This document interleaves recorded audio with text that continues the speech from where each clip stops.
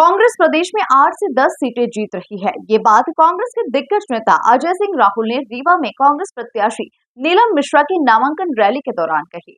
इस दौरान कांग्रेस के दिग्गज नेताओं ने कार्यकर्ताओं को जीत का मूल मंत्र दिया। देखिए रिपोर्ट। देश भर में लोकसभा चुनाव की धूम मची हुई है। राजनीतिक पार्टियां अपने अपने उम्मीदवार उतार चुकी है। अब नामांकन का दौर चल रहा है और ऐसे में कांग्रेस के प्रदेश अध्यक्ष जीतू पटवारी सहित कई कांग्रेसी नेता कांग्रेस प्रत्याशी अभय नीलम मिश्रा की नामांकन रैली में शामिल होने रीवा पहुंचे। नामांकन से पहले स्थानीय वृंदावन गार्डन में एक कार्यकर्ता सभा का आयोजन किया गया, जिसमें जीतू पटवारी सहित सभी वरिष्ठ कांग्रेसी नेता मौजूद रहे और बैठक में कार्यकर्ताओं को जीत का मंत्र दिया।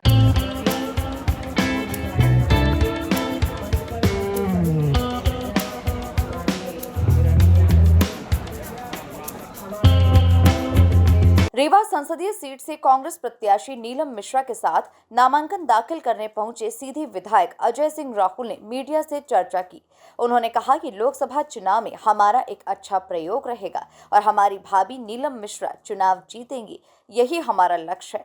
अजय सिंह राहुल ने कहा कि एमपी में कांग्रेस की कितनी सीटें आएंगी वो समय बताएगा, लेकिन हमारा अनुमान है कि इस बार 8 से 10 सीटें हमारी होंगी। एक अच्छा प्रयोग रहेगा और हमारी भाभी चुनाव जीतेंगी, ये हम लोगों का पूरा लक्ष्य है। देखिए एमपी में कितनी सीटें आएंगी वो समय बताएगा, लेकिन 8-10 सीटें का हम लोग अनुमान लगाएं, कम से कम 8-10 सीटें आएंगी। 23 के परिणाम आप भी जानते, ज़मीनी हकीकत दूसरी थी। सत्ता जो पाई है पार्टी, उनको भी उम्मीद नहीं थी कि उनकी सरकार वापस लौटेगी। चर्चा का था पूरे मध्य प्रदेश में, लेकिन क्या कारण था ये हम लोग नहीं कहना चाहते हैं। अब की हम सब पूरी ताकत से जो चुनाव 2023 में सफल नहीं हुए उससे सबक लेते हुए पूरी ताकत लगा रहे हैं। देखिए लोकसभा में संविधान सबसे ज़रूरी है बचाना। भ्रष्टाचार जिस तरह से पनपा है इनके शासन स्तर पर, उससे बेरोजगारों को जो छलावा किया है 10 साल से, आपके भी खाते में 15 लाख रुपए नहीं आए, आप सुखी हैं दुखी हैं ये तो आप बताएं। भगवान राम का मंदिर यदि राजीव गांधी ताला नहीं खुलवाते तो शायद मंदिर नहीं बनता, और अभी तक मंदिर नहीं बना है। किस तरह से प्राण प्रतिष्ठा हुई है, आप यदि किसी जानकार पंडित जी से पूछ लीजिए, जब तक गुम्मज नहीं लगता तब तक प्राण प्रतिष्ठा नहीं होती। ये चुनावी मुद्दे में देखिए इस तरह से उल्टे सीधे आरोप लगाने से कोई मतलब, किसका क्या व्यापार है इससे कोई लेना देना नहीं है।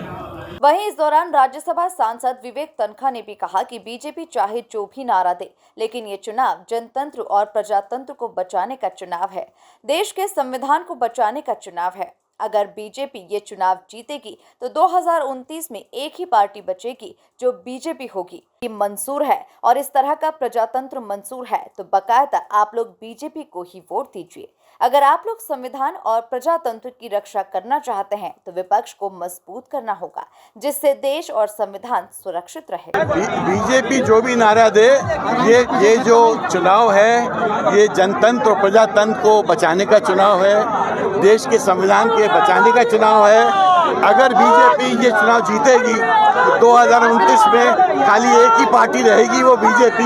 अगर आपको वो मंजूर है, आपको वैसा प्रजातंत्र मंजूर है तो जरूर आप बीजेपी को दीजिए। अगर आप संविधान की रक्षा करना चाहते हो, आप प्रजातंत्र चाहते हो, जनतंत्र चाहते हो, तो विपक्ष को मजबूत करो, जिससे कि देश और संविधान सुरक्षित रहे। बता दें कि रीवा के चुनावी अखाड़े में बीजेपी के बाद कांग्रेस भी अपनी ताकत झोंकते हुए दिखाई दे रही है।